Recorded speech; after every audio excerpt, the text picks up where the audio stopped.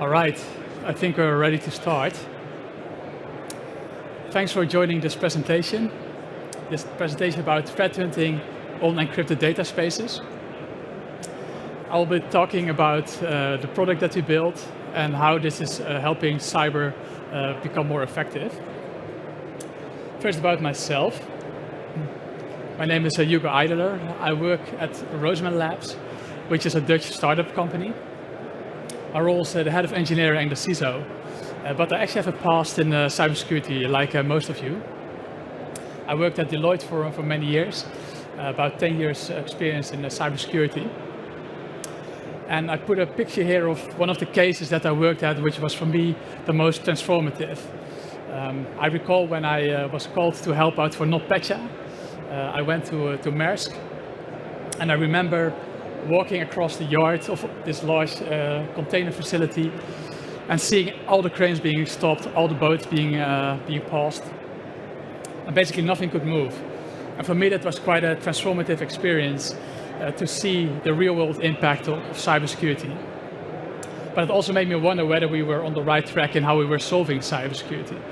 And I started looking around. Maybe there's different ways we can solve the cybersecurity problem that we're dealing with, which is one of the reasons why I moved to the company that I now joined. And we are Roseman Labs. And we as Roseman Labs, we are a cryptographic company. So we are not your typical cybersecurity company. We are a software developer, but we are a Dutch company. So we're founded in the Netherlands. We have a team of 34 people, 9 nationalities, but the founding team is Dutch. We have European investors, and we are based in Utrecht in the Netherlands. But we're really a research and development company. We also have a number of patents. And our core cryptographic product is also built by PhD cryptography people. So we have about 8 mathematicians with a PhD degree working on the cryptography. So we are really doing your own crypto. And sometimes in cybersecurity it is said, don't do your own crypto. But we believe that we are allowed to do that. We raised a seed round in 2023. And right now we are also busy raising our next round. And one of the use cases of our company that I'm most proud of is how we helped the Dutch Cybersecurity Center solve some of the ransomware challenges that they're dealing with. So maybe you've heard about SecureNet. It's a product from the National Cybersecurity Center.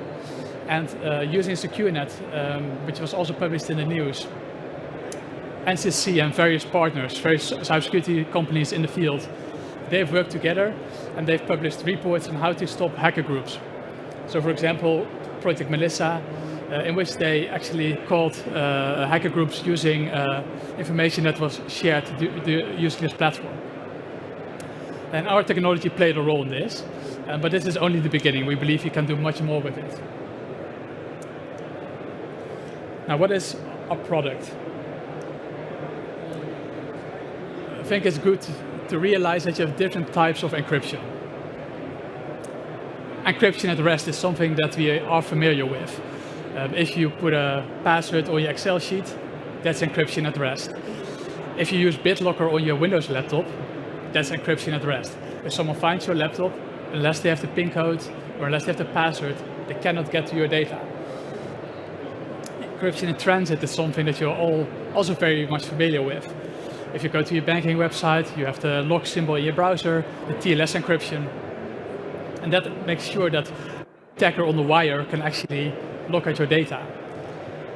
But the big challenge, which we as a society have very much challenged ourselves to solve, but has been very difficult to solve, is encryption in use. So what if you have, for example, the Excel sheet with the password. Once you have opened the Excel sheet, you have typed in a password, the data is unlocked, the data is in memory. So if someone then hacks your computer, they can still get to the data. Just like with BitLocker. Even though you have BitLocker on your Windows laptop, you can still install malware on your laptop and the attacker can still get to your data. So this is the place where we really want to be, but it's also one of the most difficult places to be. And if you are able to solve this, They can also solve problems that are related to privacy. So data minimization is something that the GDPR finds important. Purpose binding, also something that's important for the GDPR. So if you use the solution as we describe it, it also relates to some of the GDPR requirements. So it actually also makes it much easier to comply with GDPR. And AI is of course also a hype that's been present also in cybersecurity, but it's also worthwhile to emphasize that currently a lot of AI data is public information. So for example, ChatGPT are trained on public information from the whole internet. But there are trends that say that the longer that you are in time, the more that you reach the point that you will have private data models. So at some point, we are done with trading on public information. That problem has been solved. But then you reach the situation you want to trade on private information, like information from your hospital or from your company. And there again, you have the problem, if you just give that to a public AI model, your data might actually leak. So also in this area, we believe that using encrypted computing can solve a lot of the problems. Basically on AI, we allow you to protect your model, to protect your prompt or your training data. We have a web platform, we have a Python package, and we have a computation engine.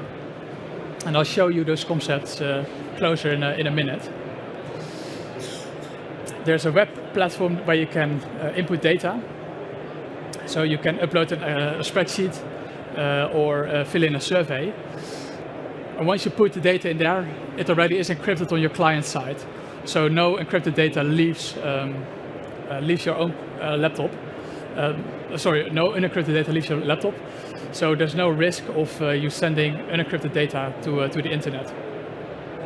And this is your data input, and here you have your data output. In data output, you can do that in Python. There you can write an analysis to process the data. And during the demo, I will show you how this relates to cybersecurity. One of the reasons that companies work with solutions such as encrypted computing is that it allows you new insights. And I will show you an example here. So these are real-world examples that we have worked with. And healthcare is a typical example. You might have patient information in hospital A, and you might have patient information in hospital B, but how can you work together without breaking privacy laws? That's a big challenge. But if you can guarantee that you can keep your data encrypted on both ends, but only do computations on encrypted information, then you have solved a big mystery. And we actually see traction in that regard. Healthcare is a typical example, but also financial services. Anti-money laundering is a big topic, but one bank only sees one part of the transaction. If a fraudster sends information from bank A to bank B, then only bank A only sees the money leaving, bank B only sees the money incoming. But whether to determine whether the transactions are inherently anti-money laundering or not, for that you need to have the whole picture. And again, if you have encrypted data on both ends, and you can do a computation on encrypted data, then you can see the full chain. Manufacturing, there you also have use cases, like for example ASML, they have these very advanced machines, but they also have vendors that use these machines, and they both have a use case that they want to share data, but ASML of course has proprietary information that they cannot share, but the people that use these machines also have very sensitive information that they cannot share. So there again you see potential for use of encrypted data. And law enforcement, there also you have the situation that law enforcement, like the police, they cannot just share the information that they gather with private parties. But for example, in cybersecurity also, sometimes private security enterprises, they have very interesting threat intelligence that they would like to cooperate with the police. But if the police got this information from an investigation, it's very hard for them to just share it with a private party. But again, there you can do interesting things like, do I see an IP address appearing in both data sets? That can be information that you can agree upon, that this is something that you would like to share with each other, which I will also show in the demo. But I also like to get back to threat hunting, which was one of my original core activities when I was in cyber incident response. And this is a pyramid of pain that probably all of you know. Just checking who is familiar with the pyramid of pain. Can you raise your hand if you are familiar with the topic? Okay, then I will talk a little bit more about this picture. Because when I was in cybersecurity and incident response, this was something that all the incident responders were familiar with. But given that I saw not a lot of hands, I'll take some more time to explain it. If you're doing a cybersecurity investigation, let's say you got this laptop from your company, and the company says this laptop has been hacked. You open up the laptop, and you start looking for malicious files that might be related to the hacker. So then you start looking, hey, this user John Doe, he clicked on a fake PowerPoint presentation, which was actually an executable. And then you have a so-called hash value. Then already you can say, if I see this file at another laptop, I know this laptop also is infected. So that's a very simple thing that you as an analyst can very easily check. But it's also trivial for an attacker to change this. Because an attacker, you can just change a few bytes and then the signature of the file will be different. But let's say I take this malicious file and I throw it in a sandbox and I start looking, how does this file behave? And I see it's connecting to a certain IP address on the internet. Then you're in this class. And IP addresses are maybe less easy to change, but for attackers, they're still very easy to change because you can just go to another web hosting company and move your server there. So it gets increasingly difficult, but for especially state-sponsored actors, this is all child's play to change these things. Domain names are again something that takes some time as an attacker to set up. And you will see things like a fake domain name that looks like Microsoft or looks like Apple, but there's a small typo in the URL. And then you get to the part of tools. And tools are much more difficult to change because as an attacker, you have a couple of tools how you operate that you like to use. Like for example, stealing an administrative password from a Windows system. You have a couple of tools that do this very well. So if you are suddenly as an attacker required to change your tools, it's more difficult. And TTP stands for tactics, techniques, and procedures. And that's basically the mindset of how the attacker works. How does the attacker get into your company? Does he send a phishing email, or does he place a Raspberry Pi in your company network? Those kind of things are for an attacker much more difficult to change in his behaviors. And if you want to do attribution and to determine who is this hacker group that is attacking us, you actually need to be more on this angle of the pyramid. Because if you just find a piece of malware, it's very hard to say who's behind it. But if you start seeing, yeah, they were using these techniques, you may be able to say more, okay, this is typically attacker group X that operates like this. So then you need to have more of this information before you can make such statements. Which also ties to the second axis that I plotted. And this is something that I don't see many incident responders talk about when they talk about this picture. About how quickly can you determine this information. And when you're just starting to do an investigation, let's say that you're Fox IT or Norway or one of the many other cybersecurity companies, when you first land at a company, you find this information quite quickly. But this information takes a lot of time to find out. It may take weeks or months before you actually determine who is this hacker group that has targeted the company that I'm helping. So a lot of time is lost in this process. But then again, if you look at all the cybersecurity companies, what do they publish in terms of threat intelligence to the large world? Or look at all these CrowdStrike reports, for example, or Fox IT reports, they're quite detailed. So a lot of cybersecurity companies, they wait until they have the full picture before they go public, before they are sharing it with the rest of the world. Because if you just share one piece of information, then you don't have a very interesting story to tell to the world, because it can be anything. Once you have the full picture, then you can write a nice report and your marketing team will be involved in publishing the story, and you get into the news that you found a certain hacker group. But losing this time, I believe, is something that we as a society we have a disadvantage to this. Because if multiple cybersecurity companies are actually looking at the same actor, but they don't know it from each other, then you're losing time, they are not cooperating, and we as a society, we actually have a disadvantage that these cybersecurity companies, they are not working together. So what are some inhibitions for sharing data? So why don't these cybersecurity companies work together? What is holding them back? I think one of the points is that the source of information is sometimes confidential. So if you work at an incident response at the government client, for example, the government will say to you, yeah, this information that we have been hacked is something that you need to keep confidential, so don't share it. But then, of course, as a cybersecurity company, you feel quite an inhibition to tell your other cybersecurity colleagues in other companies what has been going on. Because you're worried that maybe if it leaks out, then it gets back to you and then you have a problem with your client. But there's also a competitive advantage. You see in the cybersecurity fields different sizes of companies. Some companies invest very heavily in gathering threat intelligence, while you also have small boutiques that don't have the manpower to do threat intelligence.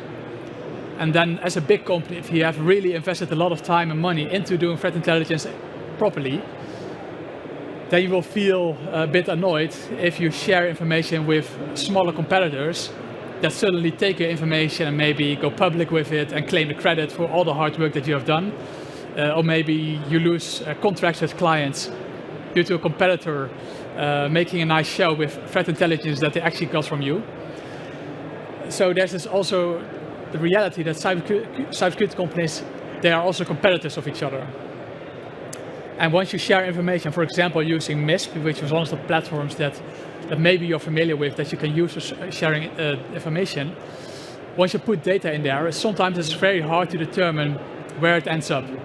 Because data gets to be reshared, and at some point it might actually go into places that you don't feel comfortable with. So a lack of trust is sometimes also a problem. Well, if you use an encrypted data space, like I will be showing also in the demo, then as a data owner, you define the rules. So you say, I have this encrypted data set, but maybe I only want to reveal the hits. So maybe I have 1,000 IP addresses, and I want to know which other cybersecurity companies are looking at the same actors. Then we are going to reveal the hits. But if they don't look at the same group, then I'm not sharing anything with them. So maybe a competitor of yours is not looking at the same hacker group as you are. And then if you do this analysis, the outcome will be that you don't have any overlapping information, and then your data is still private. So you can agree as data owners what are the rules, what are the guardrails. And again, you can also define things like, I will only do a matching with the other party if the other party has a minimal amount of data, so maybe only if the other party has also 100 IP addresses, only then I will do a match together to prevent abuse of the system. And overall, it's quite a high performance computation. Technology and architecture. I will share a little bit about the underlying cryptographic technology so that you have a good feeling of how it works. We use multi-party computation, which is a cryptographic technology that's already a couple of decades old, but for many of years it was not really performant. But the way that we have implemented it, it's actually something you can really use in daily practice. And how does it work? You take your data, so let's say this is your threat intelligence, this is the threat intelligence of a competitor, and you split it into several pieces, and you have a number of computation nodes. And each of those computation nodes, they only see a small picture.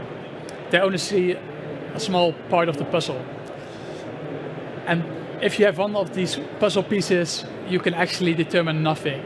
So if this computation node is hacked or it's malicious, he only has 1/3 of the puzzle, and the way that you've implemented the cryptography means that you can learn nothing from the secret data. And I'll show you an example. I'll click, yeah. So let's say you have the secret 7 and you have the secret number 3. For number 7, you can split into 3 separate numbers, and if you add them together, you get the number 7. 3 minus 1 plus 5 is 7. But this node, if he has the number 3, he knows nothing, because he has no clue what are the numbers of the other parties. Even though it might feel that you have one part of the puzzle, it basically tells you nothing. Likewise, the number 1 tells you nothing about how to get to the number 3. So this server basically knows nothing. But the server can also do useful computations. The server can add these numbers together, and this server can add these numbers together. So this is 4, and this is 2. And if all these computation nodes, if they send the answer back to you as an analyst, so you get the numbers 4, 4, and 2, you can add those numbers together and you get the number 10. And that's actually the same number as adding 7 and 3 together. So basically you have delegated computation to parties that know nothing. And because of this mechanism, if you scale this up, because that's of course what we do, we use this in a large scale and in a more complex way than we show it here. But this gives you a bit of an intuitive feeling if you scale this up, what is possible.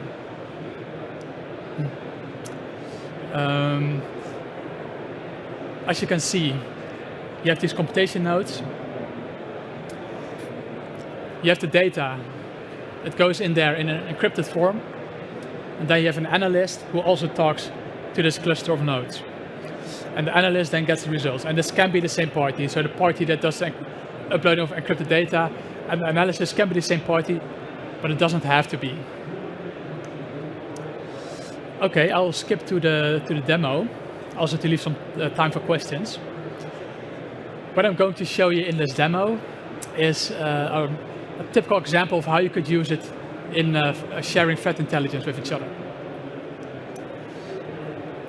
What I have here is 2 tables, and this is a table of IP addresses and an actor group and the date that this was found. And this is a list of 20 megabytes of data. And the animation that you saw up here was me uploading this data in an encrypted form.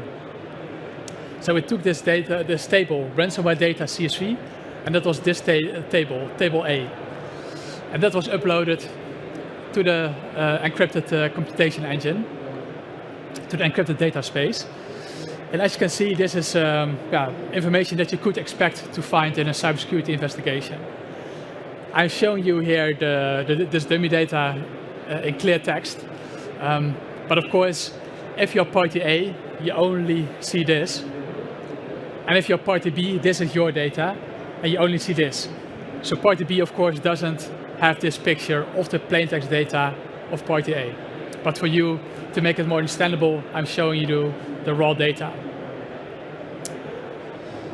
In the next picture, we see party B doing the same thing. So party B, they had a list of IP addresses, and party B also encrypts this data and also uploads it. And as you can see, they also read the CSV file and they are inputting it. And it is put into the encrypted data space, and you get an identifier, which is basically like a token that helps you find your encrypted table in the data space. And then as an analyst, you can connect to the same cluster. So you take Python, you take a library, and you say, I want to connect to this cluster, and the green check mark shows you that the connection was successful. And then you're going to check the guardrails. Let's try to be malicious. Let's try to see how secure the solution is. So I, as an analyst, I actually am going to try to look into the raw data. We have a command which is called open. And let's try to take the data of party A, and let's just try to see if we can see all the raw information in there. But when trying to do this, we get an exception that you're not allowed to execute this query. So this is part of the guardrails. So I didn't show you, but when uploading the data, you define the governance rules about how the data can be used. And then you do this by defining a certain script that you can run. And what I did here is I tried to run an analysis that is not allowed per script. So this is going against the rules of the system, and that's why it will block it. And then we want to do a join on this information. So you saw these two tables, and want to know which IP address appears in both data sets. And here we have a join operation, and we define the column IP address. That is the column on which to join the data.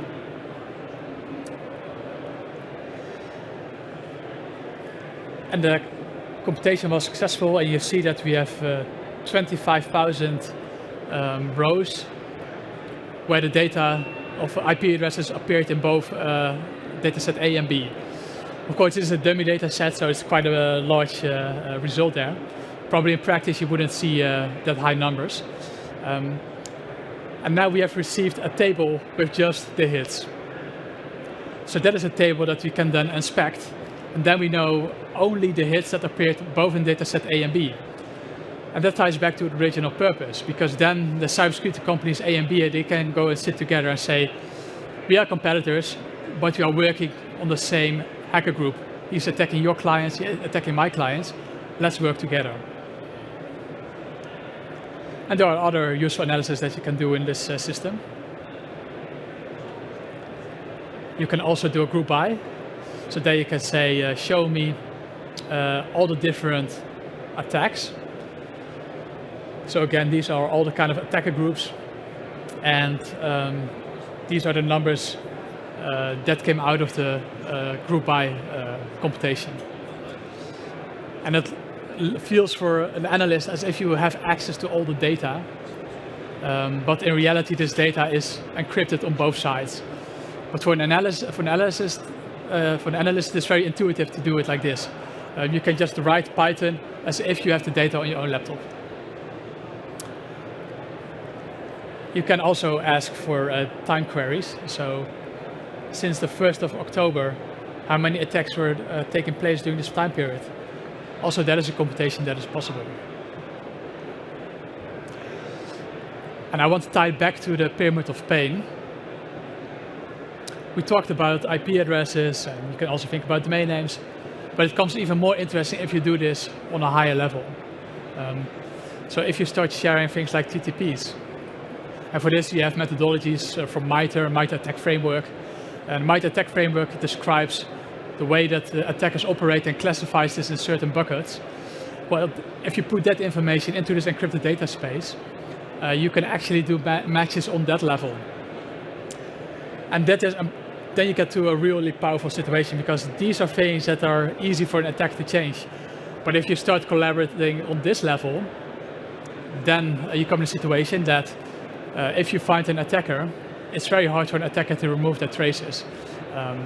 So I believe if we as a society start moving towards a situation where cybersecurity companies share information on this level, using our solution to make it easy, I think then we come to a next level. That was the last slide.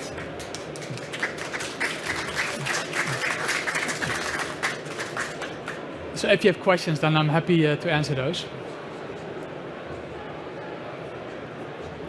And otherwise, we are also with a stand at the Hague Security Delta over there on the floor. So you can also walk by for a chat, and I'm more than happy to tell you a little bit more about how we help, for example, the NCSC in solving these kind of problems. Okay, thanks.